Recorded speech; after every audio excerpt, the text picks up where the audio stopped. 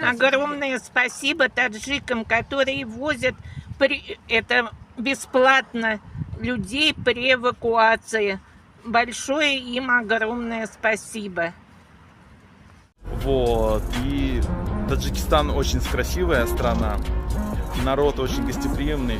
Если вы не были в этой стране, советую хоть раз в жизни посетить ее и насладиться этой страной, этой культурой и этой красотой природы. И, конечно же, местными горами. Друзья, всем пока. Подписывайтесь, ставьте лайки и комментируйте.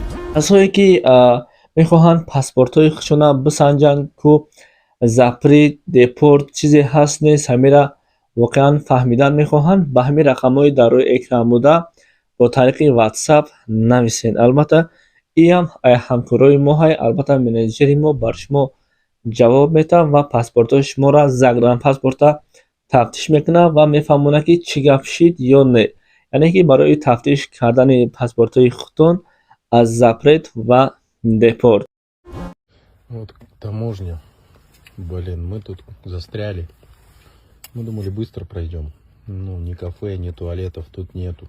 Вот тут таджик по-человечески попросился в туалет. Говорит, вот покушать, туалет, говорит, сейчас найду. Дал тарелки, только надо отнести. Бесплатно, я ему деньги сувал. Люди тут просто золотые. Как вам, дети? Хорошо. Ну вот видишь, не зря мы сюда съездили. Все-таки, блин, какие бы бедные люди не были, у всех есть душа, все по-человечески относятся друг к другу. Будьте людьми. История с задержанными таджиками. Давайте поразмышляем. Вот смотрите, 19-летний парень, да? Мухаммад Сабир Файзов, по-моему, так его зовут.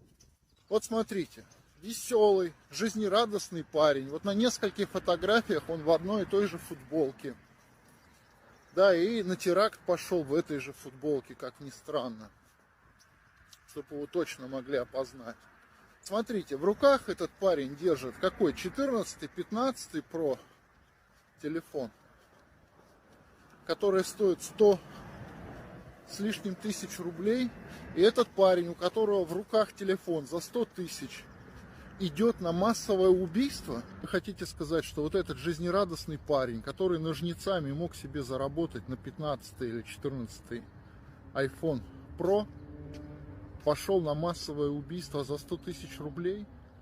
Ему так надоело стричь людей? Или он взял телефон в кредит, не мог за него рассчитаться? Какая причина могла подвинуть человека пойти за 100 тысяч рублей на убийство, если он мог легко заработать руками эти 100 тысяч? И почему он единственный приехал на суд в инвалидной коляске и без сознания? Потому что, скорее всего, он единственный, кто говорил по-русски, который мог на суде сказать, что это не я. Я вообще не понимаю, что происходит. Вот поэтому он был без сознания.